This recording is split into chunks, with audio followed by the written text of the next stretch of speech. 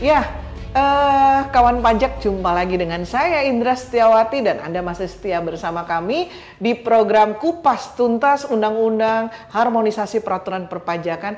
Dan kali ini kita masih ditemani oleh Kang Roni Rovinka, fungsional penyuluh muda dari Kanwil DJP Jakarta Selatan 2. Nah, Kang Roni, kita akan teruskan bincang-bincang kita yang seru tadi ya.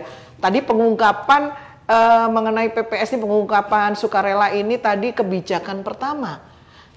Yang tarif untuk yang alumni TA. Betul. Nah, sekarang kita akan bahas mengenai PPS tarifnya untuk yang kebijakan 2. Yang belum pernah ikut tax amnesty. Ya. Silakan Kang Roni untuk menyampaikan ke masyarakat dan kawan pajak di sana.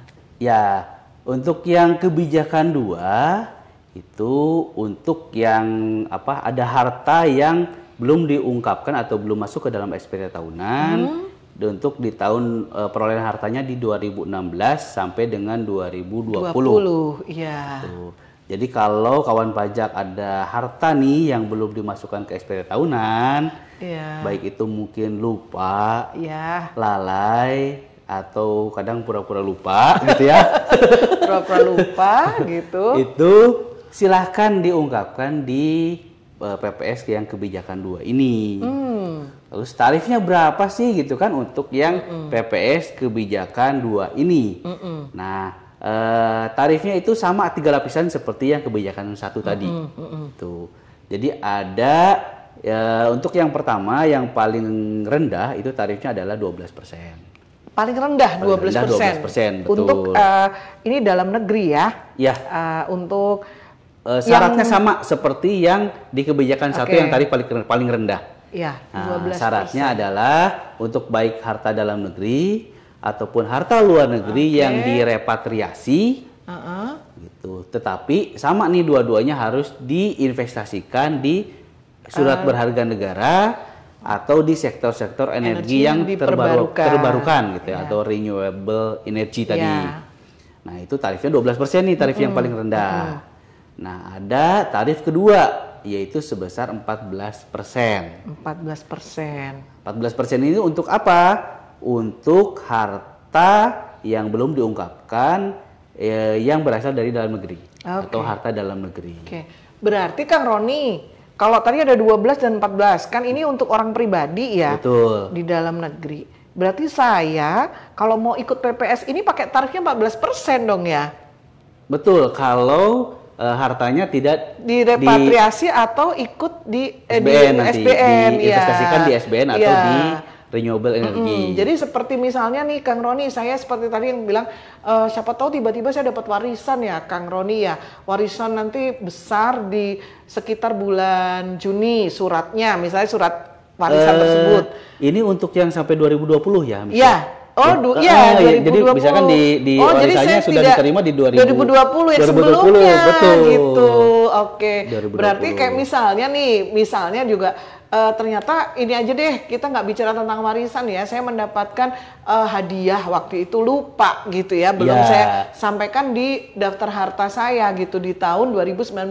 Betul. Nah, dan itu pun kan saya pakai saja, tidak saya alokasikan menjadi di SBN atau di renewable energy tadi. Berarti saya menggunakan yang 14% ya. Betul, yang 14%. Oke, siap Kang Roni. Oke, ada lagi yang mungkin satu lagi tarif yang untuk harta luar negeri yang tidak diinvestasikan atau tidak direpatriasi ya.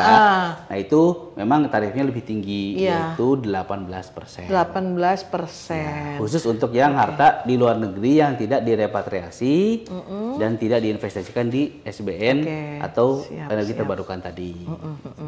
Siap Kang Roni. Nah, ini tadi kita sudah bicara dengan tarif dan mekanismenya. Lalu kalau ada kawan pajak di luar sana ingin mengikuti program pengungkapan sukarela, tapi tiba-tiba lupa gitu ya dengan tarif-tarif ini gitu, bisa lihat di mana sih Kang Roni ya? Kalau tarif banyak sekali ya, kita googling aja itu langsung muncul tuh. Tarif pengungkapan program pengungkapan sukarela gitu ya. Betul. Atau kalau misalnya mau yang lebih valid ya, lebih jelas, itu download saja undang-undangnya. Oke. Itu Undang-Undang Nomor 7 Tahun 2021. Undang-Undang Nomor 7 Tahun 2021 kita download melalui Google ya, di googling ya. Banyak sekali ya, sudah banyak itu di googling.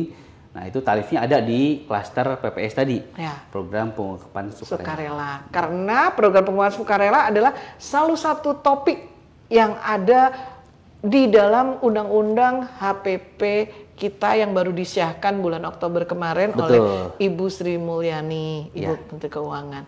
Oke, Kang Roni, lalu kita sudah tahu nih mengenai mekanisme dan tarifnya, kemudian juga kita tahu bahwa jika kita ingin mengungkapkan tidak perlu harus datang ke KPP, tapi hanya melalui DJP online dengan akun pribadi kita. Seperti kita ngisi SPT e-filing ya tentunya ya, sangat mudah.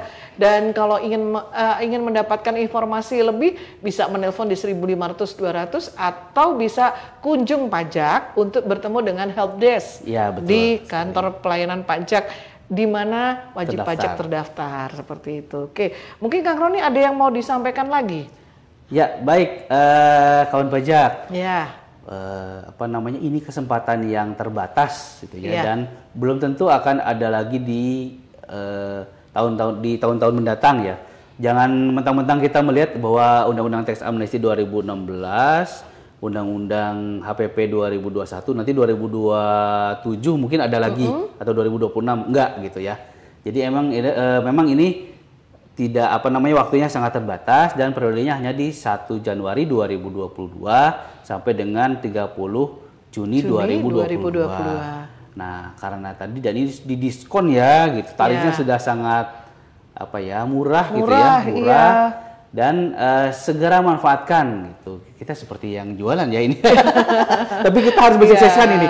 Bahwa ini tugas kami untuk mensukseskan program ini dan mudah-mudahan bisa berjalan, kesuksesannya bisa diulang dari kesuksesan Teks Amnesti di tahun 2016 kemarin ya. Siap. Gitu.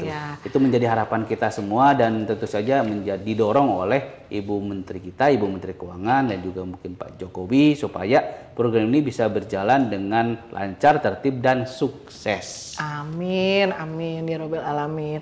Nah, kawan pajak tadi Kang Roni sudah menyampaikan, ayolah bergegas kita nanti di bulan di tanggal 1 Januari tepat tahun baru 2020 Anda sudah bisa mengikuti program pengungkapan sukarela, dan yang pasti kita juga ikut mensukseskan dan kita mewujudkan kepedulian kita, cinta kita terhadap tanah air dengan melalui program pengungkapan sukarela ini.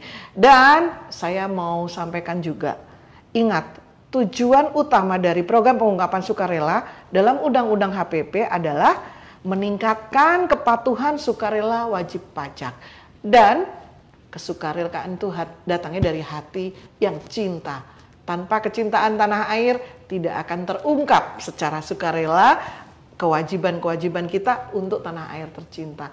Dan dengan demikian Kang Roni, kita sudahi acara bincang kita di Kupas Tuntas Undang-Undang Harmonisasi Peraturan Perpajakan. Terima kasih atas hadirnya, mudah-mudahan program ini sukses. Amin. Dikawal terus oleh fungsional penyuluh yang ada di manapun di seluruh Indonesia. Dan kepada kawan pajak di luar sana, tetap jaga kesehatan, tetap semangat dan cintai negeri ini tanpa harus kita pergi kemana-mana.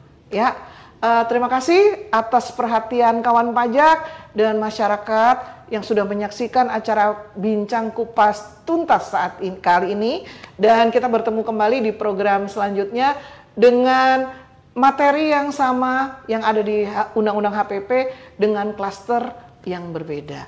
Kita jumpa lagi. Terima kasih. Wassalamualaikum warahmatullahi wabarakatuh. DJP Kuat, Indonesia Maju.